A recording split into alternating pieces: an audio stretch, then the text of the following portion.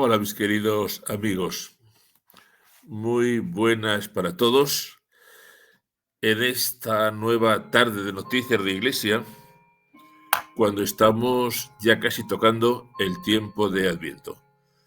Como el tiempo de Adviento es un tiempo tan mariano, nos encomendamos a María, la Madre de Dios. Dios te salve, María, llena eres de gracia, el Señor es contigo. Bendita tú eres entre todas las mujeres, y bendito es el fruto de tu vientre, Jesús. Santa María, Madre de Dios, ruega por nosotros pecadores, ahora y en la hora de nuestra muerte. Amén. En el nombre del Padre, y del Hijo, y del Espíritu Santo. Amén.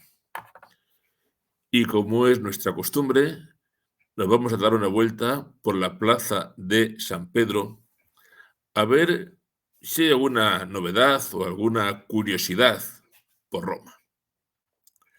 Pues vamos a comenzar por una curiosidad ecológica.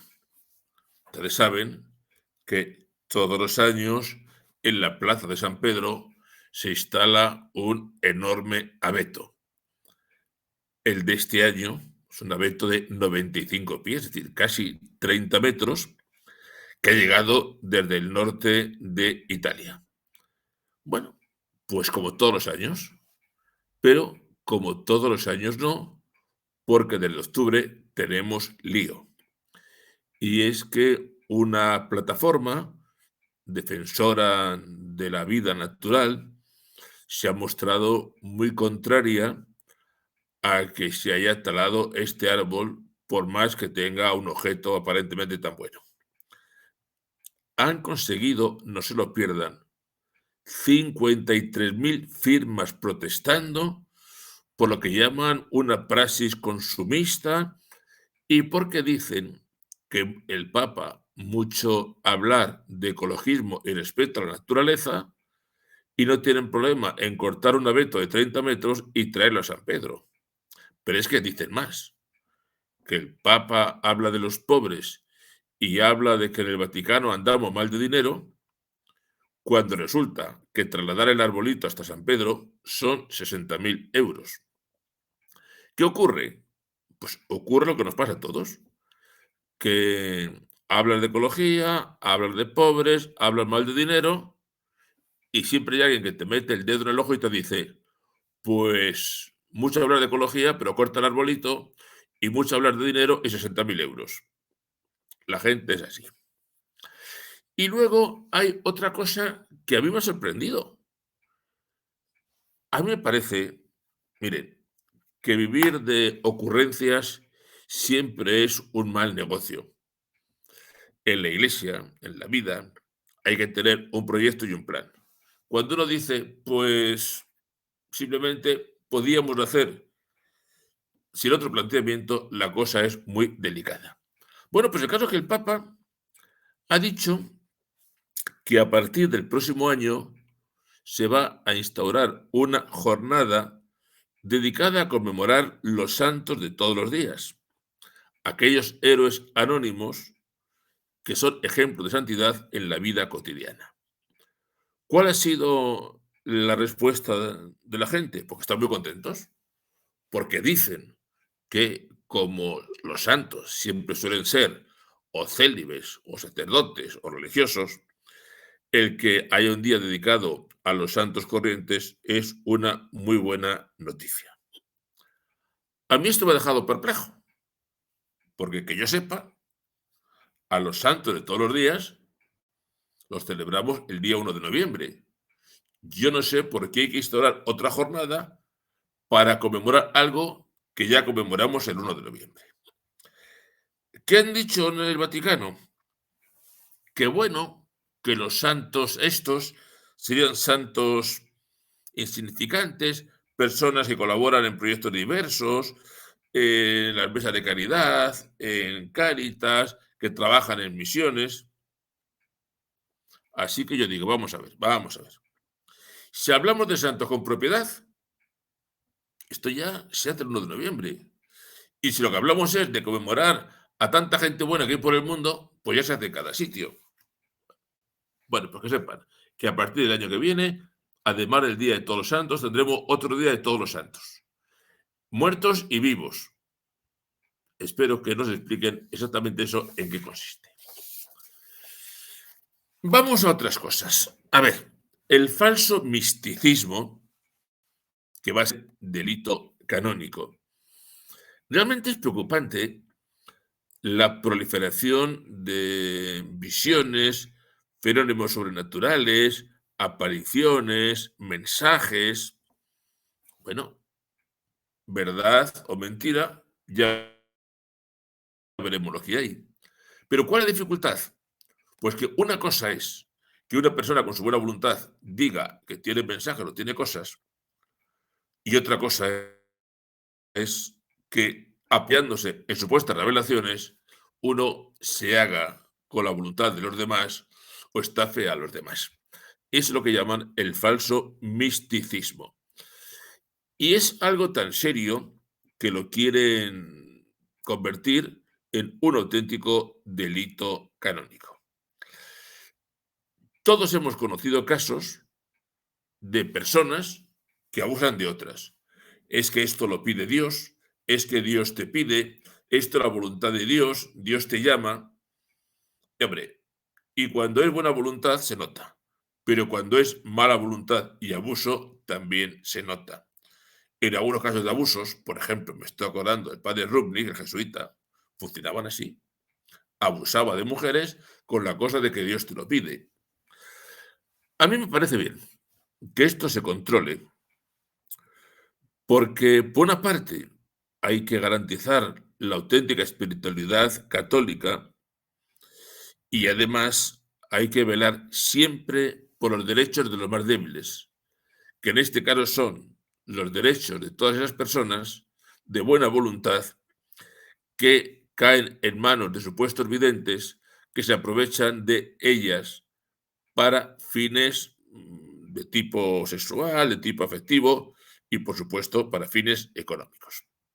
Por tanto, a mí me parece correcto, creo que es un buen paso, que desde la doctrina de la fe estos fenómenos, estos falsos misticismos, se controlen y se controlen lo mejor posible. Les tengo que hablar de otro documento que ha surgido en España, que es el tema de la sanación intergeneracional. Bueno, ¿y eso qué es? Pues les cuento que la Conferencia Episcopal Española ha sacado una nota a este respecto. Una nota que lleva por título Su misericordia se extiende de generación en generación y que se acaba de publicar. Y sale al paso de una praxis más que discutible de sanación intergeneracional o sanación del árbol genealógico que están promoviendo algunos sacerdotes católicos. ¿Y qué dicen esos sacerdotes católicos? Pues que hay una transmisión intergeneracional del pecado y que pecados cometidos por antepasados nuestros que nos quedaron suficientemente perdonados podrían ser hoy causa de enfermedades físicas y psíquicas en sus descendientes. Es decir, que mi bisabuelo cometió un pecado, ese pecado no quedó perdonado del todo y como consecuencia de lo que hizo mi tatarabuelo, yo estoy con dolores de cabeza. Es una anécdota, es una broma, pero es para que lo entendamos. Entonces, ¿qué dicen? Que la forma de yo curarme, como mis males son fruto del pecado de mi tatarabuelo, es hacer unos ritos de sanación intergeneracional para que el pecado de mi bisabuelo se perdone y yo quede libre de pecado. Esto va muy en relación con algo que se ha puesto de moda, que es lo del karma. Enseguida la gente habla del karma.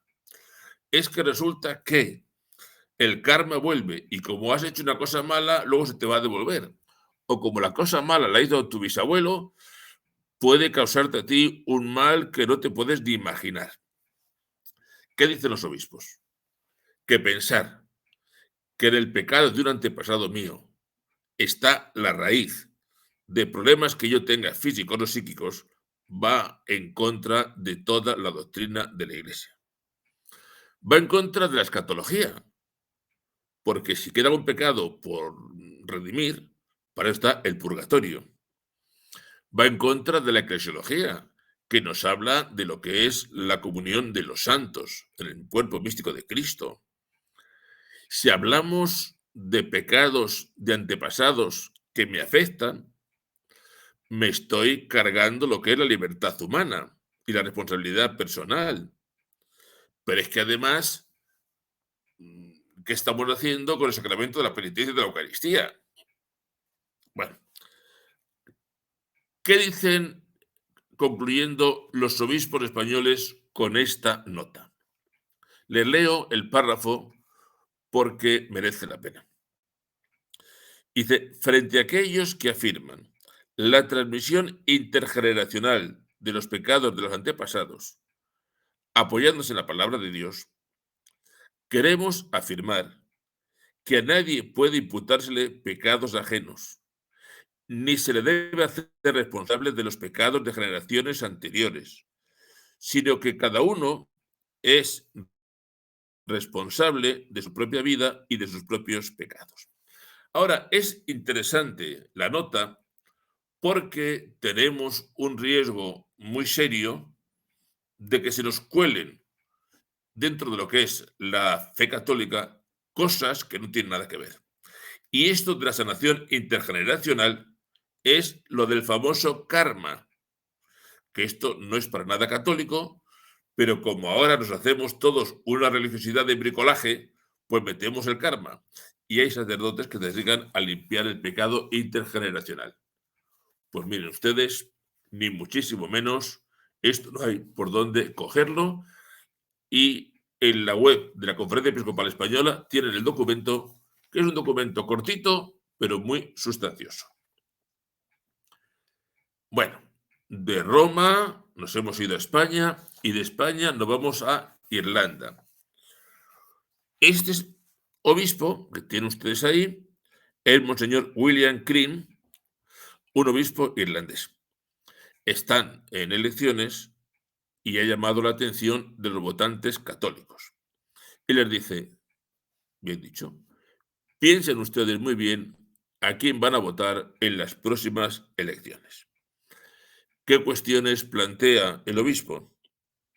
Pues hay que pensar en el derecho a la vida de los no nacidos, la eutanasia, el acceso a la vivienda, el cuidado infantil, la integración de migrantes y refugiados. Hay un montón de cosas. De todo eso, yo voy a incidir en dos asuntos. Por una parte, el tema del aborto, porque dice Monseñor que el derecho a la vida está en la base de todos los demás derechos humanos. Normal. Si no nos permiten vivir, el resto de los derechos me traen sin cuidado. Y dice que en Irlanda, desde el año 2018, en que se legalizó el aborto, llevan más de 30.000 abortos y muchos de ellos sin ningún tipo de causa médica que se sepa. Entonces pregunta si realmente las mujeres las ayudan en este proceso. Y en cuanto a la eutanasia, dice que plantea riesgos para el respeto a la vida y podría presionar a los más vulnerables, como los ancianos y los enfermos. Normal, normal. El costo de las residencias cada día es mayor, las familias no siempre pueden afrontarlo y podría pasar que un anciano dijera, es que estar en una residencia, si la tiene que pagar mi familia, es arruinar a la familia. Pues miren, estoy muy mal, que me pongan una inyección y acabamos antes. Esto es fácil que pase. Si uno ve que es gravoso económicamente o gravoso materialmente para la familia, pues uno puede plantearse, chico, habida cuenta lo que estoy haciendo, esto es una lástima. Teresa, sobre la eutanasia, la Iglesia dice que a nadie se le pide aplicar medios extraordinarios. y que ante un momento de dolor insoportable, aliviar el sufrimiento del enfermo, aunque eso pudiera acelerar su muerte, eso la Iglesia no tiene ninguna dificultad en admitirlo. La Iglesia dice que medios extraordinarios, nunca. Cuidado sí. Y sí nos dice la Iglesia que habría que, sobre todo, fomentar los cuidados paliativos, que uno pueda envejecer con dignidad. Les voy a contar que el día que dormimos al pobre socio, yo me quedé admirado. Lo fácil que es acabar con alguien. Y lo fácil que es que alguien diga, para estar molestando a mi familia o arruinando a mi familia, mejor me ponen una inyección, me muero y no doy problemas ni económicos ni materiales a nadie. Tristísimo. Ojo a la eutanasia, que algún día nos dirán, hombre, eres mayor, no te vales por ti mismo, eres un incordio. Y si te pusiéramos una inyección, ojo, que las cosas se nos pueden complicar muchísimo. Esta imagen que ven es la imagen de una ciudad impresionante, Shanghái, en China. Se la he puesto porque yo he tenido la oportunidad de estar en Shanghái y es una ciudad que me impresionó. Esto que es el centro financiero de Shanghái, a mí me pareció que era como de repente avanzar 30 o 40 años. Fue algo impresionante. Pero si traigo Shanghái, no es porque sea una ciudad maravillosa, que realmente lo es, sino por su obispo, el obispo Zhen Bin, que fue un obispo que pusieron las autoridades chinas sin el consentimiento del Vaticano y que unos meses después el Papa Francisco aceptó ese nombramiento pues bueno, pues por no liarla. El problema de este obispo, Zhen Bin, es que es un obispo muy partidario de la Iglesia Patriótica China, un obispo muy fiel al Partido Comunista China.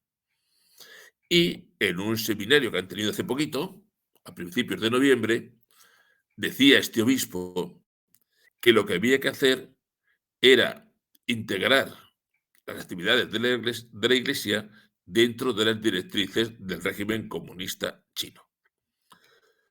Y se dedicó, sobre todo este obispo, a promover la necesidad de adaptar la Iglesia Católica en China a las ideologías promovidas por el presidente Xi Jinping. ¿Qué ocurre?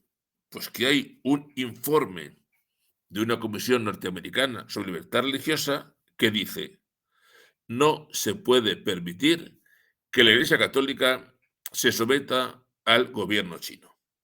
¿Por qué?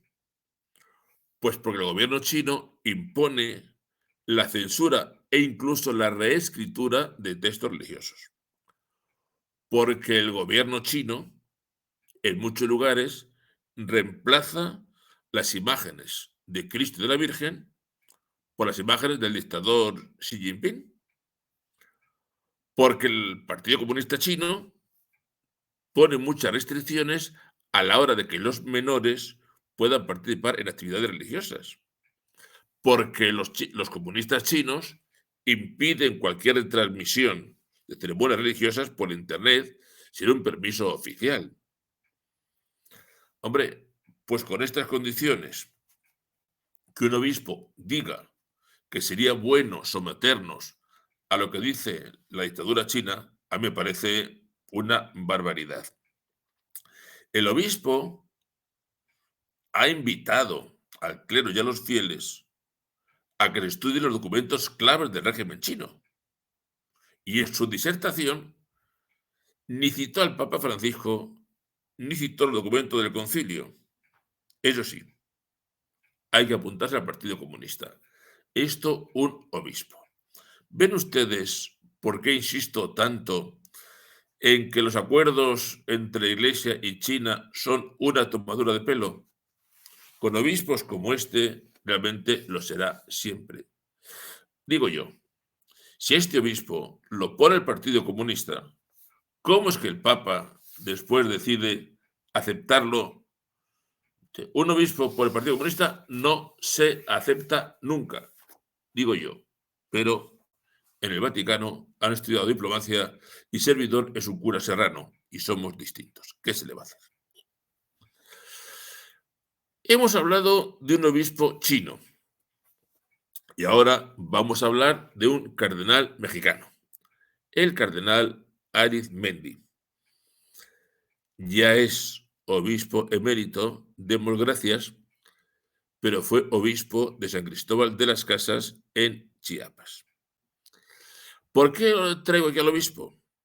Pues porque este obispo está entusiasmado con el rito maya. Y bueno, pues en el artículo ha decidido defender el rito maya diciendo que es que a los demás lo que nos pasa es que desconocemos la liturgia y la cultura milenaria de esta gente y que desde luego las adaptaciones que se hacen para el rito maya en nada son paganas ni contrarias a la fe católica. Bueno, es su opinión. Hasta ahí no tengo más que decir. Lo que pasa que además de su opinión, el cardenal Arizmendi ha aprovechado para decir algo, que es lo siguiente, que ni Jesús ni los apóstoles celebraron con el misal tridentino, que esto era apenas del siglo XVI. Miren ustedes, yo estoy dispuesto a dialogar con el cardenal Arizmendi de lo que sea necesario. Yo estoy dispuesto a argumentar con las misas de San Justino, con los textos de Santo Tomás, con las ideas de San Agustín. Yo no tengo ningún problema en que lo estudiemos juntos los documentos del Vaticano II, los de Vaticano I y 7 declaraciones y los documentos de Aparecida y de Medellín. No tengo ningún problema. Hablamos. Ahora, yo estoy dispuesto a discutir. Yo estoy dispuesto a dialogar. Pero no estoy dispuesto a que me tomen el pelo por muy cardenal que sea el cardenal Arizmendi. Porque eso de decir como argumento que Jesucristo no celebró con el misal tridentino es pretender tomar el pelo al personal.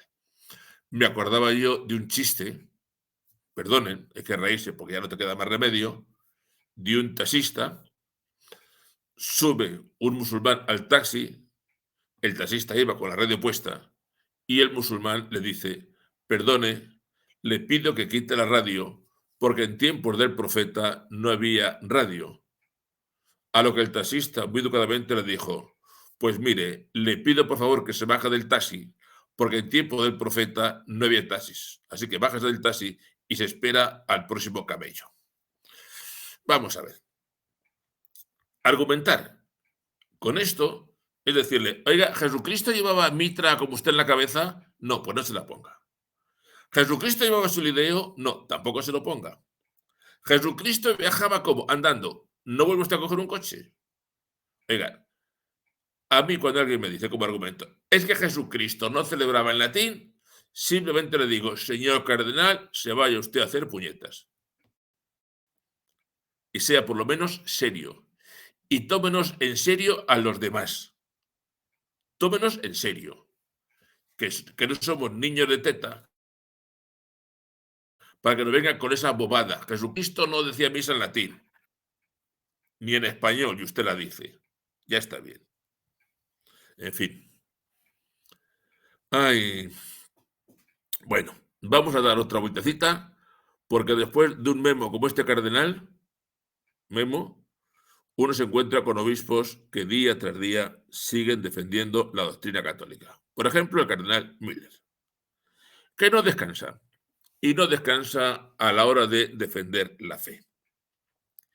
Y él, cuando escucha eso de vamos a escuchar el Espíritu a ver qué nos dice, se pone de los nervios, porque dice que al final el sínodo está realmente cargándose la comprensión católica de la Iglesia. Dice que lo que realmente es sinodal es la colegialidad entre los pastores, que son los pastores, y el pueblo de Dios, que hacen uso de un sacerdocio común. Pero que al final, con el sínodo, lo que están haciendo es acabar con la fe católica para promover una agenda progresista y hacer que la liturgia y la doctrina y la moralidad sean fruto de una ideología medio gnóstica cuando el gnosticismo está más que terminado.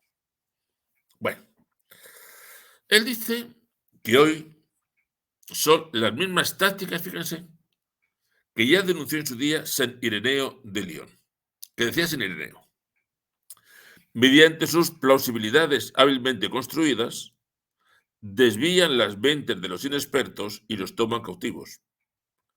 Estos hombres falsifican los oráculos de Dios y se convierten en intérpretes malignos de la auténtica revelación, al punto que hacen que la revelación divina sea lo que ellos entienden y la conviertan en una relativización de la Iglesia de Cristo, queriendo que diga lo que jamás ha dicho ni jamás pensaba decir. Es decir, que esta gente se sienten con una capacidad superior a cualquier doctrina católica. Como ellos lo hablan con el espíritu, están por encima de la doctrina. Y el cardenal Müller está bastante harto. Dice que se está intentando manipular al Espíritu Santo para reconciliar la doctrina de la Iglesia con una ideología hostil a la revelación. Es un artículo precioso, 7 pecados contra el Espíritu Santo, que yo recomiendo que se lean. El cardenal Müller está dispuesto a dar batalla y además que lo está haciendo, pero que muy bien. 3 minutos, me quedan un montón de cosas. Bueno, llegamos a donde lleguemos. Del 7 al 9 de febrero se va a celebrar en Madrid un congreso de vocaciones en España. Lo convoca la Conferencia Episcopal Española y dicen que va a reunir aproximadamente unos 3.000 participantes del 7 al 9 de febrero. Un encuentro, así lo anuncian, para promover, atentos, las vocaciones, la sinodalidad y la vida cristiana. Por cierto, el Papa ha dicho que hay que estudiar la teología de la sinodalidad. Debe ser que nadie conoce eso en qué consiste. ¿Hace falta en España un congreso de vocaciones? No lo sé. No lo sé. Lo que sí digo que España sufre una gran crisis de vocaciones. Me van a permitir que les dé algún dato. En el año 1968, en España teníamos más de 7.000 seminaristas. Hoy ya bajamos de los 1.000. En el año 1975, España tenía 24.300 sacerdotes. Hoy somos en torno a 15.000. En los últimos 10 años tenemos 162 monasterios contemplativos menos. ¿Qué hacemos?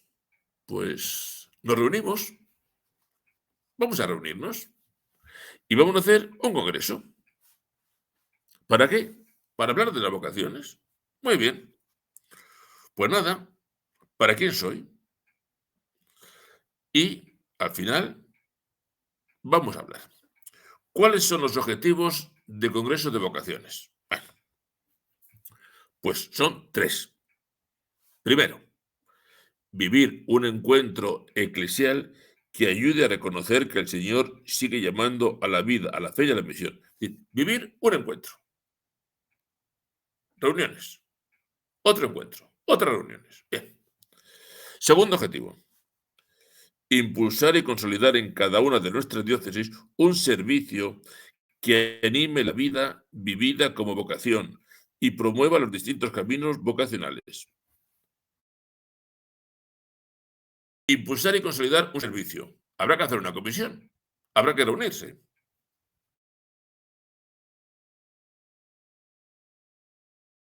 Ejercicio. Un proyecto compartido entre laicos, matrimonios, consagrados y sacerdotes. Pues tendremos que reunirnos para hacer ese ejercicio. Tendremos que reunirnos para definir ese proyecto. Dense cuenta. que tenemos un congreso de vocaciones en el que lo fundamental son las reuniones, los encuentros. Yo no sé de dónde hemos sacado, me van a perdonar, que lo que la Iglesia nuestra necesita son reuniones, y más encuentros, y un organigrama mayor.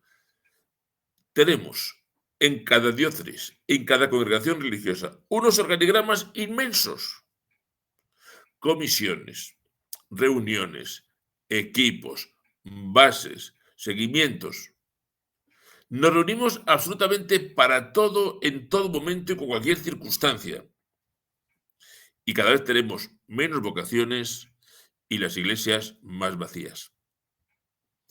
Yo creo que algo pasa que con las reuniones no se soluciona.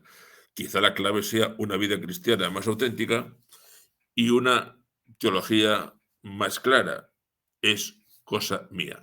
Pero yo digo que personalmente estoy de reuniones hasta donde se pueden imaginar y un poquito más.